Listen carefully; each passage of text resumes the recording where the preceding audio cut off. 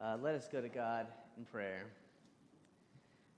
Well, God, may the words of my mouth and the meditations of all of our hearts be acceptable in your sight, you who are rock and our Redeemer.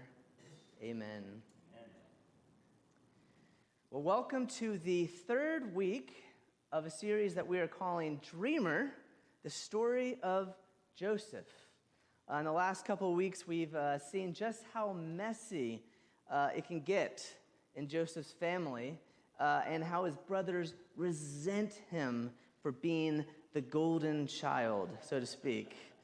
Yet, even more important to the story than being his father's favorite, Joseph is a man with big dreams. He's a dreamer who has been getting dreams from God about taking the lead in his family. His 10 older brothers can't imagine a world where they would need Joseph to tell them what to do. I mean, what are you doing, Joseph? You're upsetting the natural order of things. Everyone knows that the baby of the family gets told what to do, not the other way around, right? That's just how it works, Joseph. So Joseph's older brothers hatch a plan to get rid of Joseph. They stick him in a pit, lie to their father that he's been eaten by a lion, and in the meantime, they discover that he's now been hauled away by slave traders to Egypt.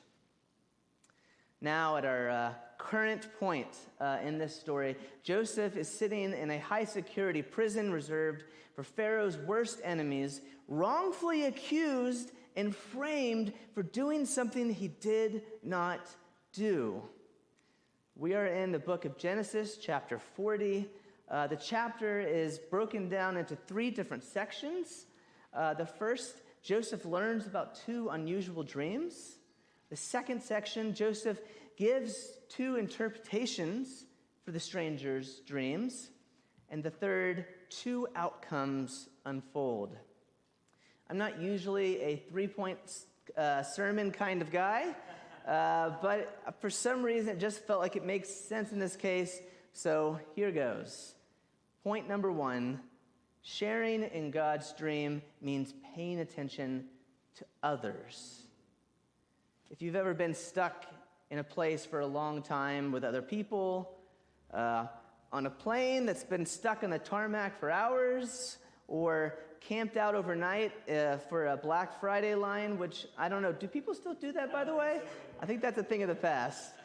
Or early, showing up early for a concert to save those good seats, then you know that eventually, even if those people that you're stuck with are strangers, you end up making conversation, right? Anything to pass the time, to stave off the boredom.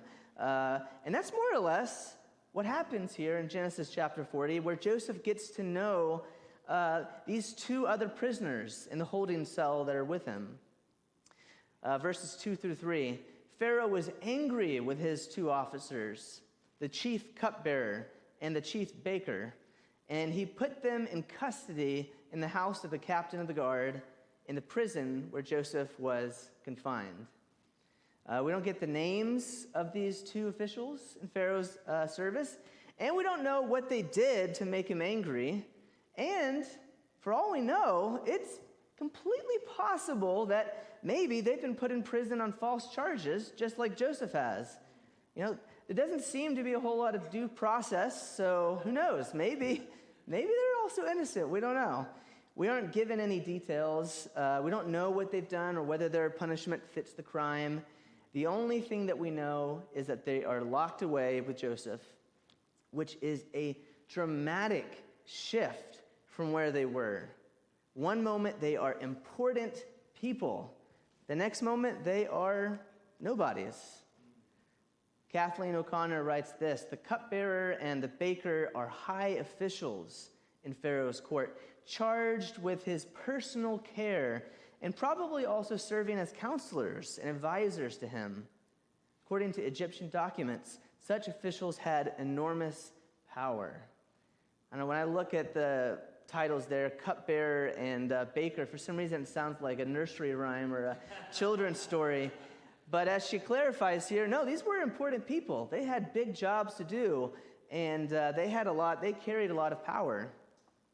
You can imagine that the people who were responsible for feeding Pharaoh and making sure that he doesn't get food poisoning or worse, they need to be completely trustworthy, right? You can also imagine the immense pressure they must have experienced in their role, how little room for error there was. I wonder, have you ever felt that kind of pressure? Do you know what it's like walking that razor's edge, to feel like something is, that everything is on your shoulders, to have that threat of failure just hanging over your head? Last month, I officiated my very first wedding ceremony for a former member of the youth group at Westlake Village, United Methodist Church, where I was the youth director before coming here. And it was both incredibly amazing and an honor to be asked by that former youth to officiate their wedding, but also a little terrifying. Because even though we'd already planned it out in detail, and had been doing monthly premarital counseling sessions, and even though I knew that all eyes would be on Paige and Kevin and not me, I still wanted to make sure that I did a good job of leading that ceremony and making sure that one of the most memorable of events of their entire lives was as special as that they were hoping that it would be. Yeah, no pressure, right? But thankfully, everything went smoothly. The ceremony was beautiful, and I got to enjoy the reception with Cordy and Julian. Yes, I did dance, believe it or not. I know that's hard to believe, but it was an amazing day. Unfortunately, however, in our story today, for our cupbearer and our baker, things have not gone so smoothly in their work. The former advisors to Pharaoh find themselves in prison, waking up one morning with a bewildering expression on their faces. We're told that one night they have dreams that just stick with them and leave them feeling anxious because there's no one around to help them make sense of them. As verse 7 goes, when Joseph came to them in the morning, he saw that they were troubled. So he asked Pharaoh's officers who were with him in custody in his master's house, "Why are your faces downcast today?" This is where point number 1 comes in. Sharing in God's dream means paying attention to others. For Joseph to continue pursuing the dream that God had laid out for him, which I'm sure must probably feel like it's stalled out at this point, right? Joseph has to look outside of himself and his own circumstances and notice the people surrounding him. You know how easy it is to retreat inward when things aren't going your way, right?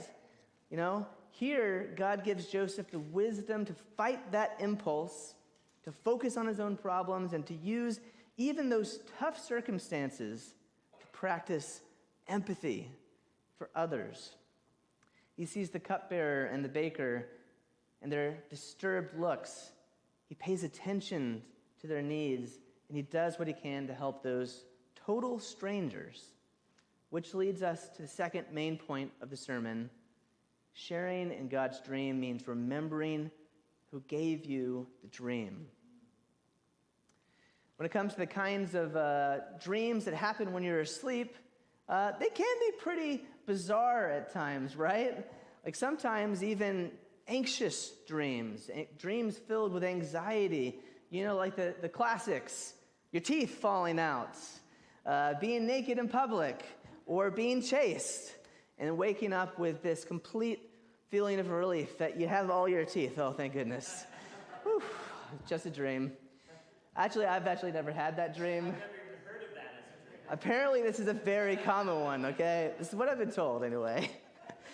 I also have never had the naked in public dream either, which apparently is a big one, but, or if you were a server like me, the dream was running around the restaurant in a frenzied panic after realizing that for some inexplicable reason, you're the only server who's been scheduled for that shift, and now all of the tables, all of them are yours. Whew, that is an anxious dream. It's like PTSD for me. So I came across an article published on CNET this week about how too much heat in our sleeping environment can cause us to experience anxious dreams, which is really interesting, right? And given the incredibly high temperatures that we've been hitting here in the Antelope Valley, if your dreams have been more anxious lately, now you know why. I also read a different article from Times Magazine about a major uptick in dreams about climate change, with one study of about 1,000 people revealing that 57% of Gen Z and millennials have had this experience, dreaming about climate change. So, whether we're talking about your body's physiological response to your surroundings, or a psychological phenomenon happening because of waking fears and concerns that you might have, we know that dreams aren't necessarily completely random. And occasionally, like we see in today's story from Genesis, we might have a dream that has significant meaning, maybe even a divine message to us. In ancient Egypt, in Joseph's time, dream interpretation was something that was done by people, to quote the movie Taken, with a particular set of skills. And yet here in Joseph's saga, we get a radically different alternative. Not something entrusted to the experts, but something entrusted to God. As verse 8 goes, they said to him, "We've had dreams, and there's no one to interpret them." And Joseph said to them, "Do not interpretations belong to God? Please, tell them to me." This is, by the way, the only reference to God in the entire chapter. And it is a pretty important one. You see, Joseph knows that God is still with him, still able to work through Joseph even when he's taken far out of sight and mind of the higher-ups in Pharaoh's court. Joseph knew that when it comes to making sense of our lives, including our dreams, whether that be our sleep stories or our visions and goals for the future, there is one authority above all whom we should probably consult first rather than as a last resort. Joseph knows that God's wisdom carries greater weight in the long run than the plots and the schemes of powerful people who think that they are untouchable. In Genesis chapter 40, the connection that Joseph has with God, that we see in his ability to interpret dreams concerning things that haven't even happened yet, stands in contrast to his superior's lack of awareness of what God is up to in Joseph's life. This is what Walter Brueggemann writes: "Pharaoh, like every imperial master, presumes a monopoly of knowledge. But in these dreams, knowledge is of another kind. And Pharaoh has no part in it. Pharaoh knows many things. He knows how to manage and administer and control. As we see in the Exodus narrative, he knows how to prosper and how to oppress. But he does not know how to discern the movement of God's way within his realm. Only God knows that." You know, for all of Joseph's flaws, as someone who thinks maybe a little too highly of himself, we have to give him credit here for giving credit where credit is due. Joseph knows how self-serving and fickle human beings can be. You know, the people who are in their great wisdom that notice something in Joseph and promote him to a high rank are the same people who so easily and carelessly throw him away regardless of his innocence. Joseph understands that sharing in God's dream means remembering who gave you the dream. You know, a lot of things have happened to Joseph that have been outside of his control, but from the beginning of it all, God told Joseph through a dream what would eventually come out of it. And Joseph believed God and somehow has not lost faith even still. This is why Joseph has the God-given ability to interpret the dreams for this cupbearer and baker because God is up to something in the world, and in this case, it's happening through Joseph. Both the cupbearer and the baker tell their dreams to Joseph in that order. So in verses 9 through 11, this is what the cupbearer says. In my dream, there was a vine before me, and on that vine, there were 3 branches. As soon as it budded, its blossoms came out, and the clusters ripened into grapes. Pharaoh's cup was in my hand, and I took the grapes, and I pressed them into Pharaoh's cup, and placed the cup into Pharaoh's hands. It's obviously a dream because not only are grapes growing right in front of his face, but he's able to magically squeeze them into a cup and make wine. Very impressive. After telling his dream to Joseph, there is an interpretation that we'll get to, I promise, but it's followed by the baker's dream in verses 16 and 17, and this is how it goes. The baker says, I also had a dream. There were 3 cake baskets on my head. And in the uppermost basket, there were all sorts of baked food for Pharaoh, but the birds were eating it out of the basket on my head. It's kind of strange stuff, but if you pay attention to both of their dreams, there are some interesting parallels. Both dreams involve food, wine for the cupbearer, pastries and breads for the baker, which is related to their former positions, right? Both have groupings of 3 things. In the case of the cupbearer, it's a grouping as a branch, 3 branches off of a vine. In the case of the baker, baskets of 3 baskets full of baked goods.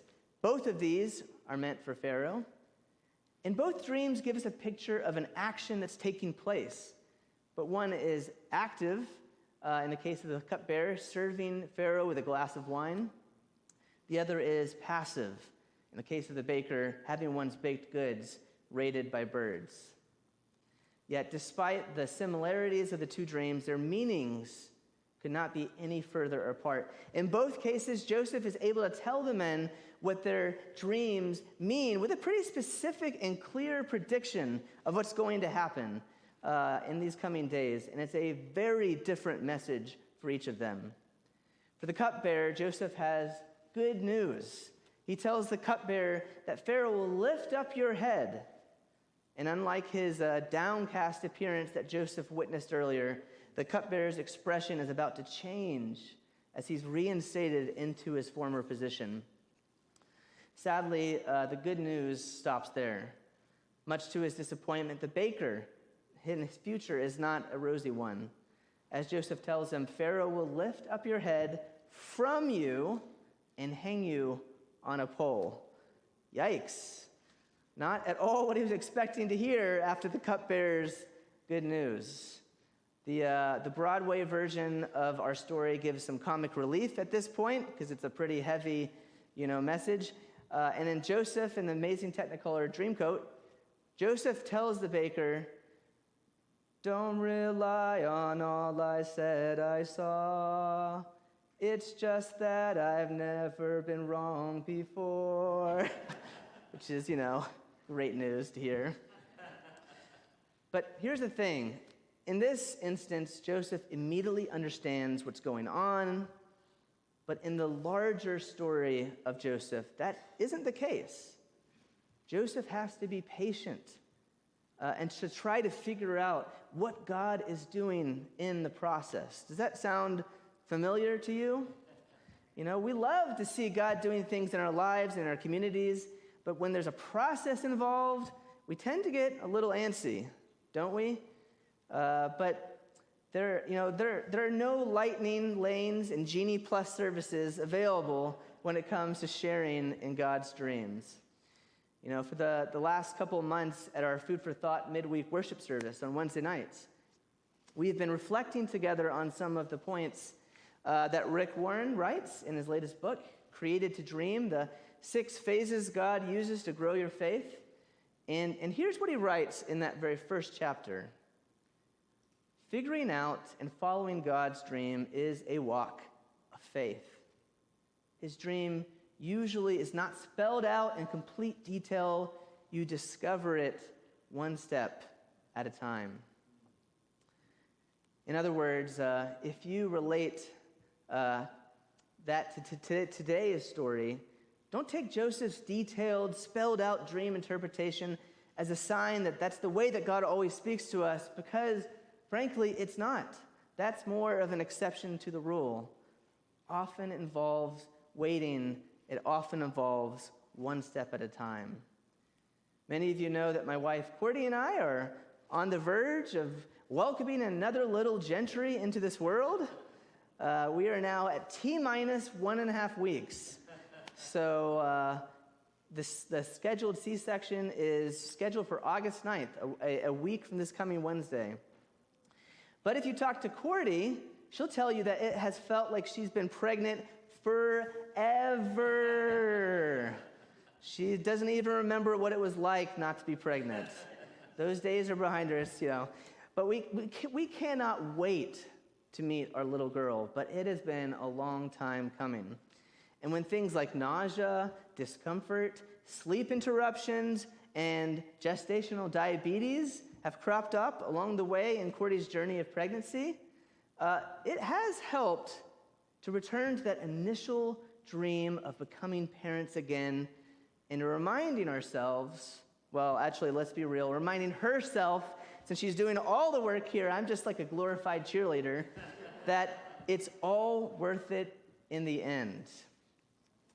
In a similar way, when we share in God's dream for us, it helps us to go back to the beginning and remind ourselves who got us started down that road and who is able to see us through to its completion. Amen? That being God, of course. Which brings us to our third and final point number 3. Sharing in God's dream involves trust. Trust can be a difficult thing to have, right? The hard truth about life is that people are not always trustworthy 100% of the time. Even the people who are closest to us, our own families even, can let us down from time to time. And sometimes society as a whole can let us down, and that can have devastating effects. For Joseph, that meant that being wrongfully imprisoned with no recourse. And there are countless cases within our own judicial system today, as Pastor Jim lifted up in his prayer earlier, where people have been falsely indicted of crimes that they didn't commit. The stats, as I've been learning this week, on how that happens, based on what we've learned from exonerations, are distressing. O'Connor writes this: in the vast majority of cases, over 70%, exonerees were wrongfully convicted of homicides and drug offenses, largely as the result of forced confessions, misconduct by an official, guilty pleas, even though the person was actually innocent. In some cases, it was later determined that no crime was actually committed. Whew. One of the worst feelings is being accused of doing something that you didn't do, right? Whether we're talking about something life-altering like that, or maybe even something small, a little scuffle with your brother or sister, or a little argument at work. It feels horrible to be accused of something that you didn't do. No one likes that feeling of being blamed, especially when it's not true. And it's an entirely different thing when people's entire lives are stolen from them. Joseph was 17 years old when he was sold into slavery by his brothers, really the Ishmaelites and Midianites. And it wasn't until he was 30 years old that he no longer lived under fear of imprisonment or worse. That's 13 years. In today's story from Genesis chapter 40, he pleads with the cupbearer to remember him once he is freed, and if we're freed and restored to his former place of power, asking the cupbearer when he gets back in good graces with the Pharaoh to remember Joseph. As he tells the cupbearer in verse 15, I was stolen out of the land of the Hebrews, and here also I've done nothing that they should have put me into the dungeon. And yet, we learn as readers that as soon as things come to pass, as Joseph had predicted, Joseph is forgotten. Later on in verses 20 through 23, we learn, on the third day, which was Pharaoh's birthday, he made a feast for all his servants and lifted up the head of the chief cupbearer and the head of the chief baker among his servants. He restored the chief cupbearer to his cupbearing, and he placed the cup in Pharaoh's hand. But the chief baker he hanged, just as Joseph had interpreted to them. Yet, emphasis on this part, the chief cupbearer did not remember Joseph, but forgot him. You know, if we aren't careful, we can easily become jaded, closed off, guarded when people let us down, right? But the good news of the stories like Joseph is that we have an advocate who will always be trustworthy. Things may not work out exactly as we would like them to, but we can trust that God has our best interest in mind. Joseph learned that sharing in God's dream involves trust. I wonder what that might look like for you as you're listening to this story this morning.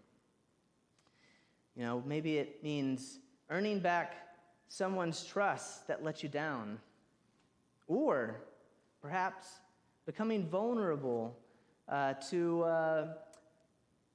allow someone else the grace to rebuild that trust with you.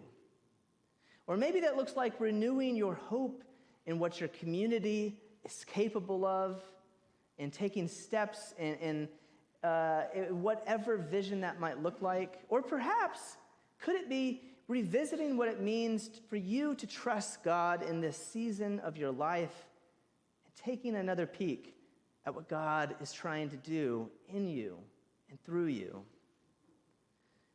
As the band begins to make their way up for our closing song today, I want to encourage you that however Joseph's story might apply to you today, you have a heavenly dreamer who has not given up on you or me, but has a vision for the future that he's inviting us into. God has only asked us to pay attention to how our stories overlap, to remember who lifted our eyes up in the first place, and to trust that God is working for our good even when things don't feel good.